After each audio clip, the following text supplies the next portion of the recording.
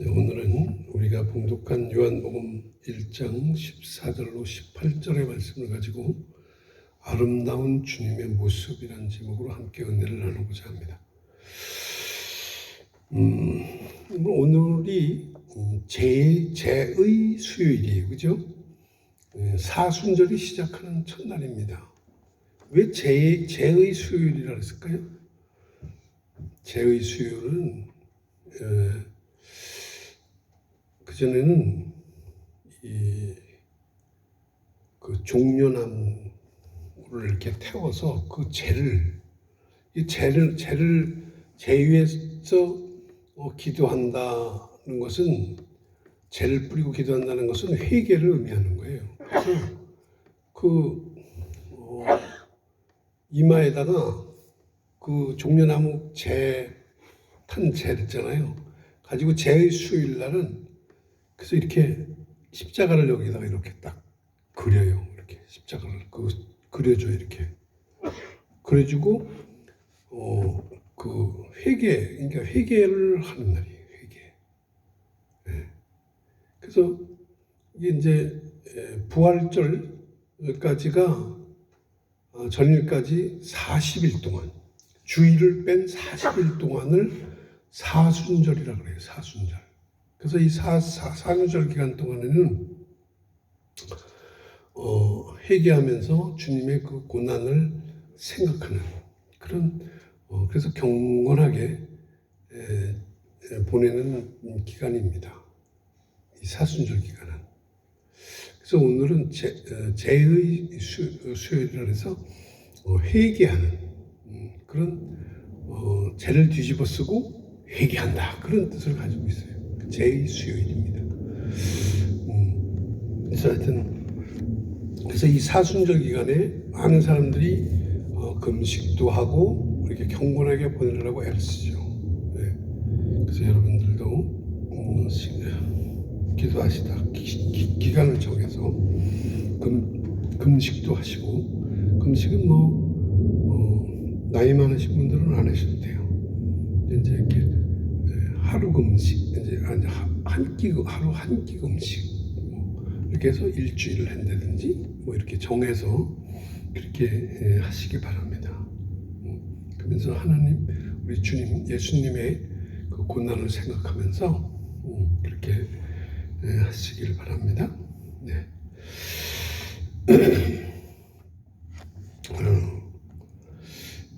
여러분 그 미스 코리아 선발대회 요새도 하죠. 미스 코리아 선발대회. 근데 요즘은 미스 코리아 선발대회에 그렇게 별로 관심이 없어요, 사람들이. 그렇죠? 근데 옛날에는 이 미스 코리아 선발대회 그러면 신문, 방송, 온통 매스컴이 관심사였잖아요. 저도 옛날에 중학교 때 미스 코리아 선발대회 하면 그거 아주 끝까지 그거 보고 그랬어요. 그런 기억이 납니다. 예. 근데 내가 보기에 미인인데 보면 다른 사람이 미스 코리아 진에 뽑히는 그런 경우를 봤어요. 요즘은 워낙 그 성형 기술이 발달돼서 인조 미인들이 선발되기에 그런지 미스 코리아 선발대회가 시들해졌어요. 여러분 생각해 보세요. 옛날에 모나리자 그러면 아주 세계 미인 최고의 미인이잖아요, 모나리자가. 근데 그 모나리자를 지금 이 미스 코리아 선발대회에 나오면 그건 예선 탈락감입니다.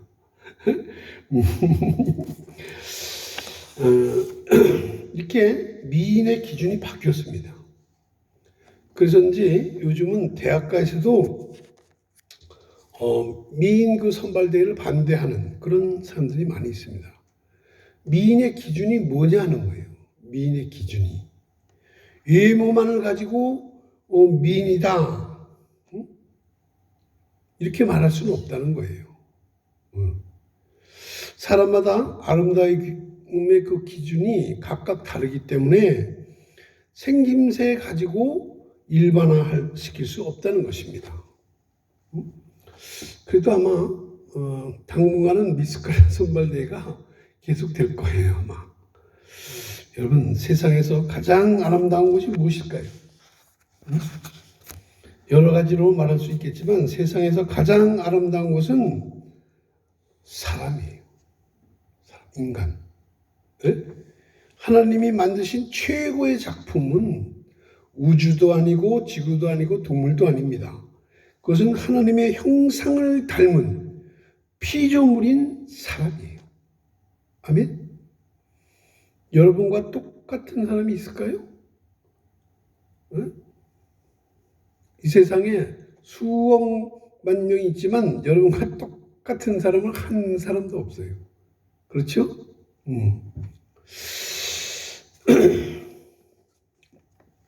그러나 그렇게 멋있게 창조된 하나님의 작품인 인간이 죄로 말미암아서 타락을 했습니다. 그 결과 가장 무서운 존재, 가장 추악하고 두려운 존재도 사람이 됐어요. 그런데 놀라운 사건이 일어났습니다. 그것은 창조주이시며 생명의 주인이신 하나님이 그 타락한 인간을 구하기 위해서 사람의 몸을 입고 이 세상에 오셨다는 거예요. 하나님이 사람의 몸을 입었습니다. 그리고 아기로 태어났습니다. 이 사건보다 더 충격적인 사건이 어디 있습니까? 오늘 18절 말씀에 보면 본래 하나님을 본 사람이 없으되 아버지 품속에 있는 독생하신 하나님이 나타내셨느니라 그러잖아요. 오늘 본문은 말씀이신 예수 그리스도가 사람의 몸을 입고 오셨다고 선언하고 있습니다. 아무도 하나님을 눈으로 본 사람이 없지만 하나님과 동등하신 성자 하나님이 사람의 모습으로 나타나셨습니다. 할렐루야.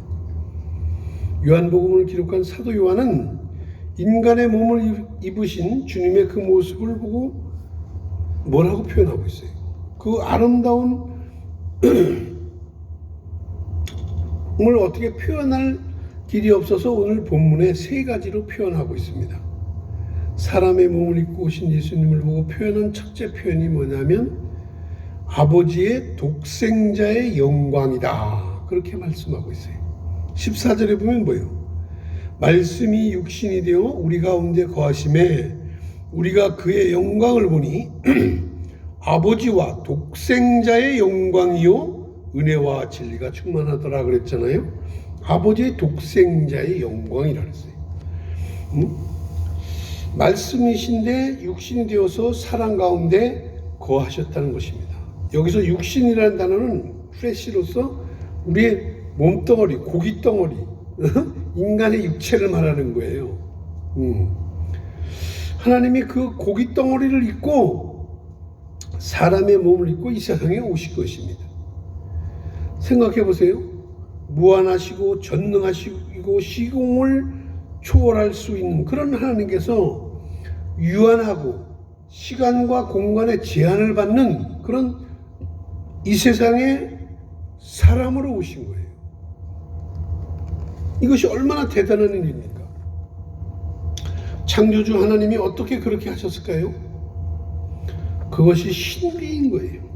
그러니까 그분의 모습은 인간의 언어적 표현으로 다 표현하기 어려운 것입니다. 너무나도 아름답고 너무나도 황송하고 송구스럽다 보니까 사도 요한이 아버지의 독생자의 영광이라고 표현한 거예요. 아무리 생각해도 이것은 위대한 사건이잖아요.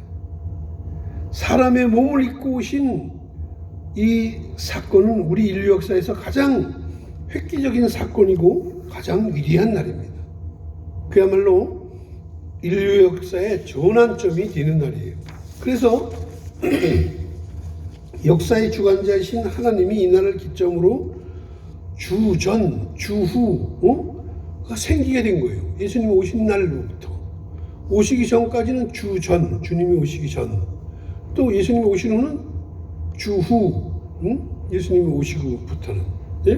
그런 거예요. 그래서 여러분 역사를 BC, 몇 년 이렇게 얘기하잖아요. 이건 주님이 오시기 전 AD 몇 년 그렇게 하면 그것은 주님이 오신 이후에. 그래서 서기 지금 2021년이잖아요. 주님 오신 지 2021년이 된 거예요. 아멘? 네? 실제로 before Christ, BC. 그러니까, 주님이 오시기 전. 또 AD는 뭐예요? AD는 에노 도미니. 그리고 첫 글자를 따갖고 AD. 단어 약자로. 그래서 주후가 된 거예요. 주님이 이 세상에 오신 그때를 기점으로 하는 거예요. 그날로 세계 역사가 바뀐 것입니다. 그분이 누구셔요? 모든 우주는 그분에 의해서 창조되었고 그분은 모든 생명의 주인이셨습니다. 그런 분이 당신의 피조물인 우리 인간처럼 육신을 입고 세상에 나타나신 것입니다. 그래서 그분에게는 신성과 인성이 있는 거예요. 참 신이시며 참 인간이신 것입니다. 그분은 사람의 몸을 입고 우리를 찾아오셔서 우리의 죄 문제를 해결하신 거예요. 그리고 우리를 하나님의 자녀가 되도록 하셨습니다. 할렐루야. 그래서 성경은 이렇게 기록하고 있습니다. 우리가 그 영광을 보니 아버지의 독생자의 영광이요. 우리가 그분을 보며 영광스러운 모습인데 그것이 아버지 독생자의 영광이라는 것입니다. 다시 말하면 예수 그리스도는 아버지의 구원의 작품이고 그분이 이루신 구원은 하나님의 영광스러운 모습이라는 거예요. 아멘? 네. 예수님은 본래부터 영광 중에 계신 분이십니다. 성부, 성자, 성령 삼위일체의 하나님이시잖아요. 그러기에 그분의 영광은 누구도 빼앗아갈 수 없는 그런 영광입니다. 그런데 사탄이 그 하나님의 영광을 빼앗으려고 도전했다가 추방당했잖아요. 그 결과 인간을 유혹했어요. 언약을 받은 아담이 그것을 잊어버리고 죄로 말미암아서 타락했습니다. 그래서 말씀이신 주님이 육신을 입고 오셨던 것이고 육신으로 오셨지만 그분의 영광은 찬란했던 것입니다. 그러기에 우리도 말씀으로 오신 주님을 영화롭게 하고 그분을 영원토록 즐거워하며 기뻐하며 그렇게 살아가시기를 주님의 이름으로 축원합니다. 아멘. 어떻게 해야 할까요? 나를 위해서 사람 몸을 입고 오신 예수님을 위해서 우리가 어떻게 해야 할까요? 여러분 제발 그분이 우리 주님이라는 사실을 여러분 부끄러워하지 마시기 바랍니다. 아멘. 네? 내가 예수님을 통해서 하나님의 자녀가 된 것을 여러분 창피하게 생각하지 마시기 바랍니다. 요즘에 교회 차들이 교회 이름을 다 떼고 다닌다는 거예요. 왜 그러냐 그러니까 신호를 어기거나 교통법규를 어기면 욕을 먹기 때문에 안 붙이고 다닌다는 거예요. 예? 교회 망신이라는 거죠. 그러면 안 붙이면 신호 어겨도 된다는 얘기예요? 예? 하나님이 좋아하실까요? 여러분 우리는 내가 믿는 사람, 내가 믿는 장로, 권사, 집사 된 것을 당당하게 드러내놓고 살아야 되는 것입니다. 욕먹는다고 감추지 마시기 바랍니다. 우리가 주님을 부끄러워하거나 교회를 부끄러워하면 주님도 우리를 부끄러워할 것입니다. 아멘? 네? 나는 당당하게 크리스천이다. 나는 예수 믿는 사람이다. 하나님 믿는 사람이다고 당당하게 말할 수 있어야 되는 거예요.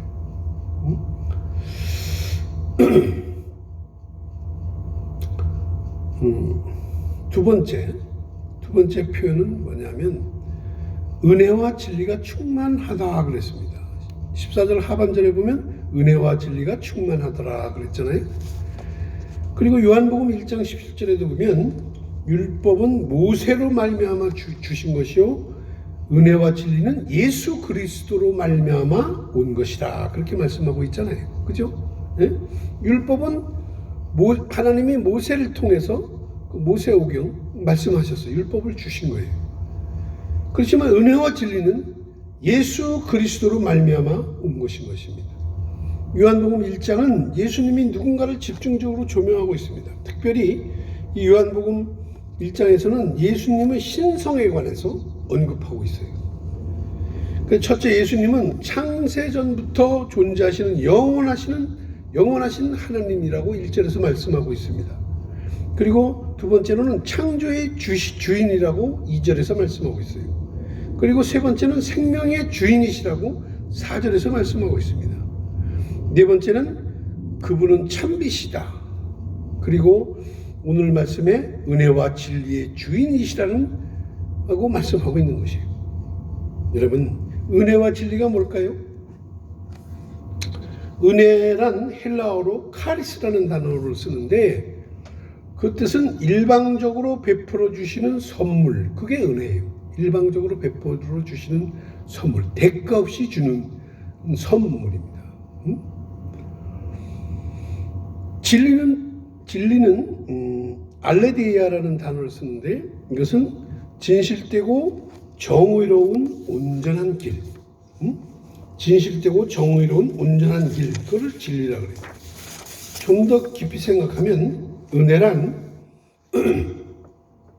사람에게 어떤 이유나 조건 없이 베푸는 혜택을 은혜라고 해요. 그렇기 때문에 그리스도의 은혜란 영적으로 죽은 인생들이지만 당신 자신의 죽음과 부활을 통해서 죄인들에게 주시는 영생을 말하는 거예요. 그게 은혜예요. 그것이 그리스도께서 베푸신 은혜입니다. 아멘. 또 진리는 곧 예수를 말하는 거예요. 예수를 말하는 것입니다. 요한은 예수님을 보고 진리가 충만하다 그렇게 그랬잖아요. 14절에서. 예수께서도 친히 자신을 두고 나는 진리다라고 증거하신 바가 있습니다.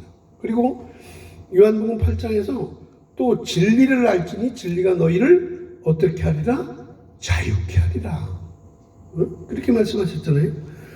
진리란 곧 예수 그리스도시고 그분은 우리 인생들을 생명일로 인도하시는 그런 분이십니다.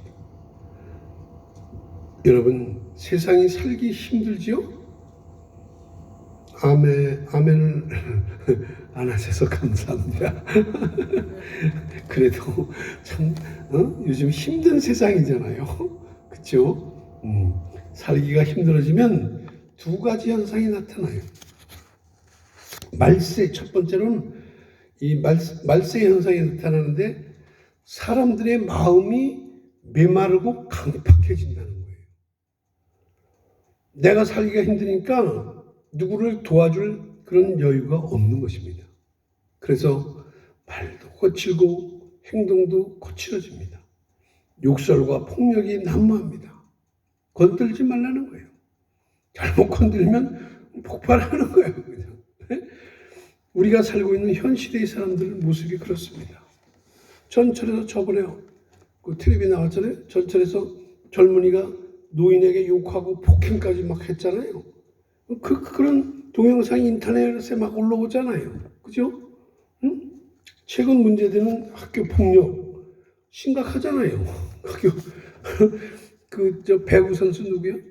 이다영이하고 이재영이 한국생명팀 걔는 국가대표인데 그 두 쌍둥이가 중학교 다닐 때 좀 껐덕껐덕하고 그랬나 봐요. 그러면서 좀 애들도 때려주고 그런 것 같은데 그걸 왜 이제 와서 터뜨려야죠. 근데 걔네들은 배구 인생 끝났어요. 응? 학교 폭력. 그것도 남자 배구 선수 있잖아요. 송명근인가? 뭐 되고 신문으로 뭐. 걔네들 둘도 또 한 껐덕껐덕 되는 다 이제 학교 폭력 했다간 큰일 못해요. 그건 남한테 진짜 상처 주는 일이잖아요. 평생을 그런 일을 하면 안 되지. 네. 그래서 이번에 아주 뿌리 뽑으려는 것 같아. 한번 뻔때를 보이는 것 같아요. 내가 학교 폭력을 하면 내가 나중에 큰 일을 못하겠구나. 그래서 못하게 해. 그만큼 우리 시대가 은혜가 없어서 메말라 가고 있는 시대입니다. 이게 말세 현상이에요. 두 번째는 거짓말이 난무하는 세상이 되는 거예요. 사람을 속이는 거짓말이 난무합니다. 정치, 경제, 교육 그 어디에서도 속임수가 없는 곳이 없습니다. 또 보이스피싱에 넘어가는 사람들을 보세요. 많은 사람들이 당하잖아요. 정치인들 보세요. 얼마나 거짓말을 많이 합니까? 대법원장 김명수 대법원장도 거짓말했잖아요. 대법원 그 녹음 파일을 갖다 들이대가지고 대법원 뽀롱이 났잖아요. 대법원장도 거짓말하잖아요. 그런데다 이단의 미혹에 성도들도 넘어가고 있잖아요. 막 넘어갔잖아요. 신천지로. 신천지 같은 이단들 그 거짓말과 속임수도 교묘합니다.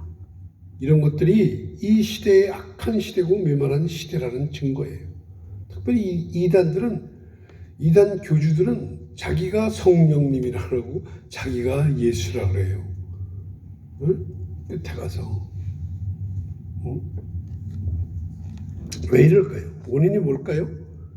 우리 심령 속에 은혜가 사라진 거예요. 그리고 진리가 고갈된 것입니다. 그러니까 메마르고 목마른 것입니다. 어떻게 해야 될까요? 그리스도에게로 돌아가야 합니다. 아멘? 네. Back to Jesus. 예수께로 돌아가야 됩니다. 아멘? 예수님을 말씀을 통해서 우리가 만나야 하는 거예요. 그분에게는 하나님의 은혜가 있습니다. 그분에게는 하나님의 진리가 넘쳐납니다. 이 은혜와 진리는 세상에서는 얻을 수 없는 것들입니다. 학문에도 없고 철학에도 없는 것입니다. 오직 말씀 속에 있는 것입니다. 거기에는 은혜와 진리가 충만하더라 그랬습니다. 여기서 충만의 의미는 차고 넘치는 완전한 분량을 말하는 거예요. 물이 샘에서 넘쳐 흐르듯이 측량할 수 없는 그리스도의 은혜와 진리가 풍성함을 뜻하는 것입니다. 어디에서? 예수 그리스도에서.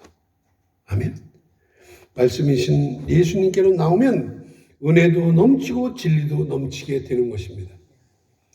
주님도 약속하셨습니다. 요한복음 7장 38절에 보면 나를 믿는 자는 성경의 이름과 같이 그 배에서 생수의 강이 흘러나오리라 그랬잖아요.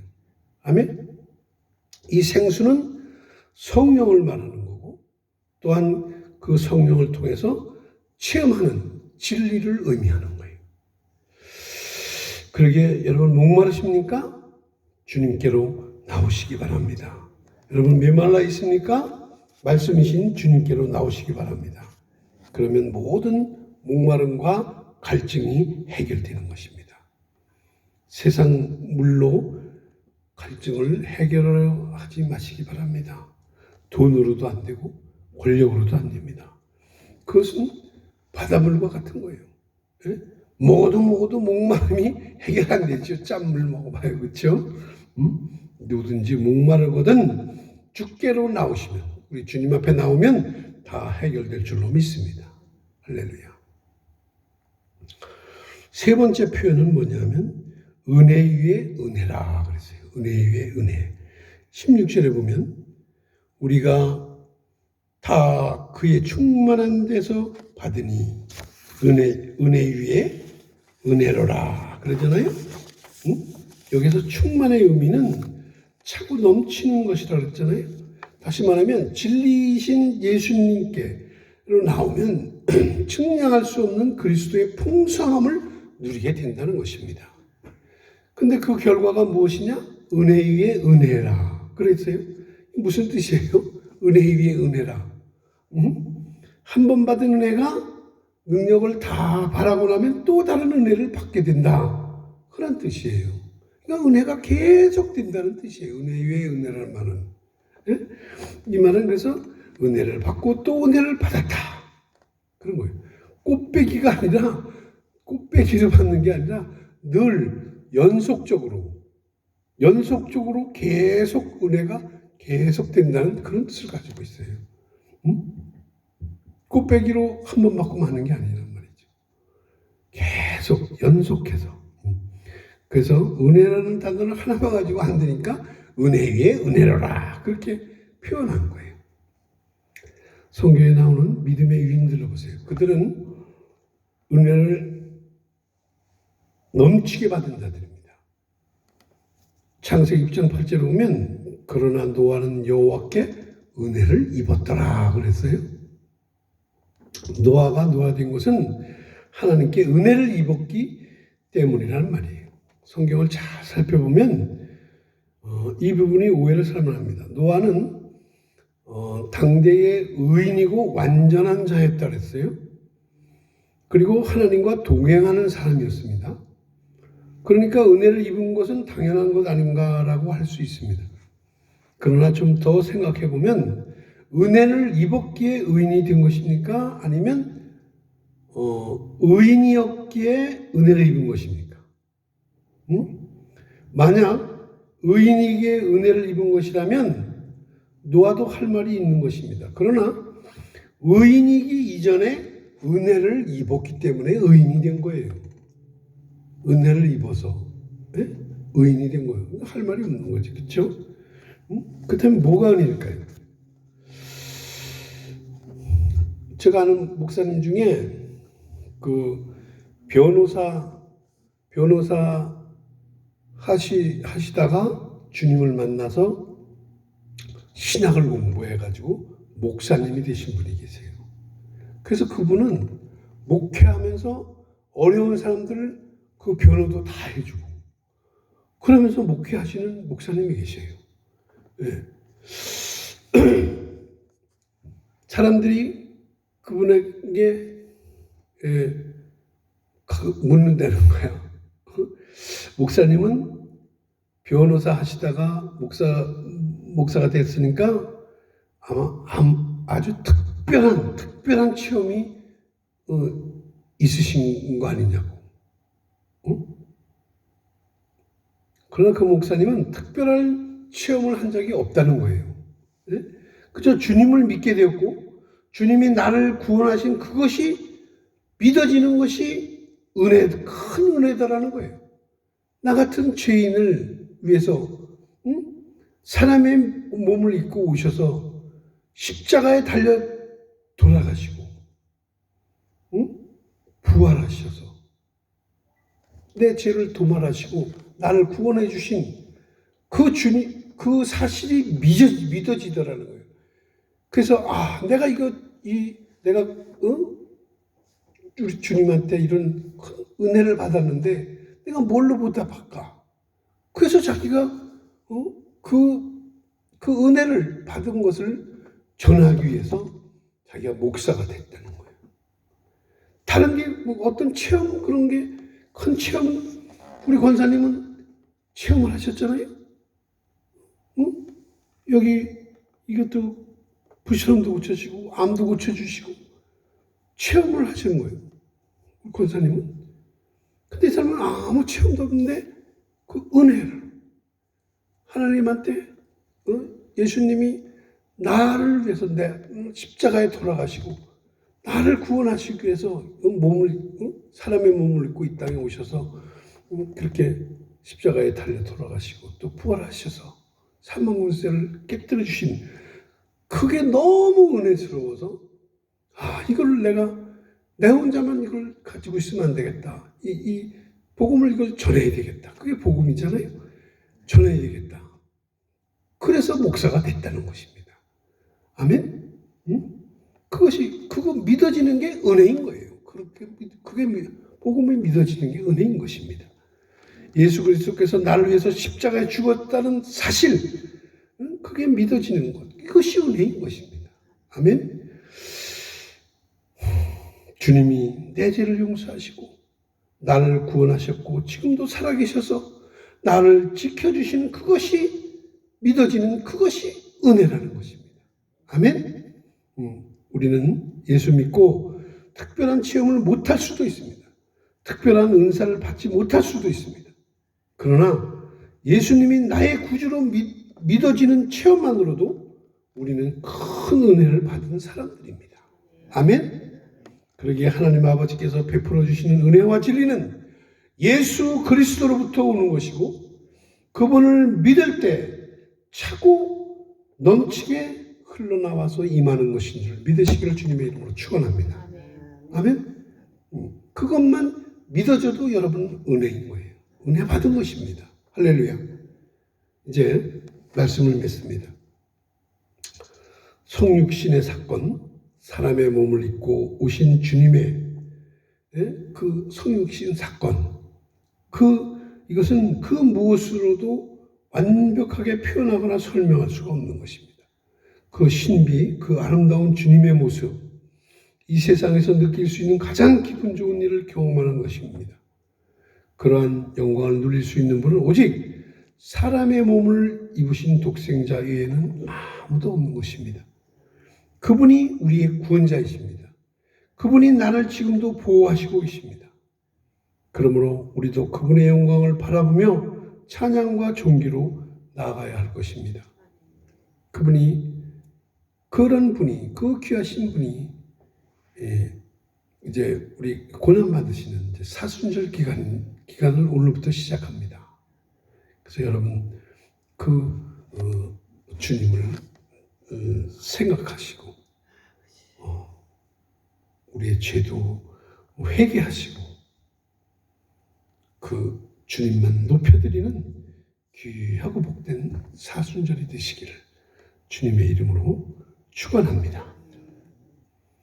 그분은 우리 가운데 거하시고 계십니다. 지금 이 자리에도 계시는 줄 믿으시기를 바랍니다. 기도하겠습니다.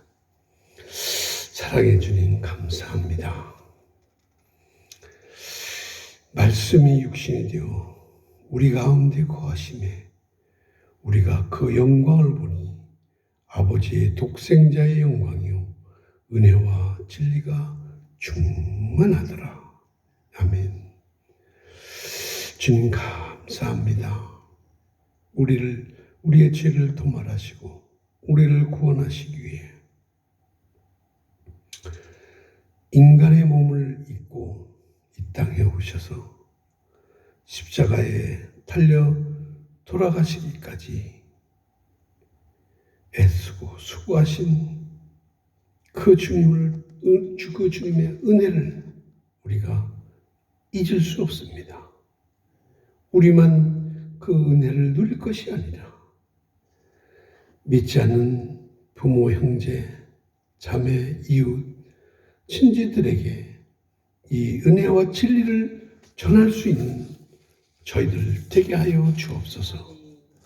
이 사순절 기간에 아름다운 주님의 모습을 전할 수 있는 저희들 될 수 있도록 은혜를 베풀어 주옵소서. 감사하며 예수님의 이름으로 기도드립니다.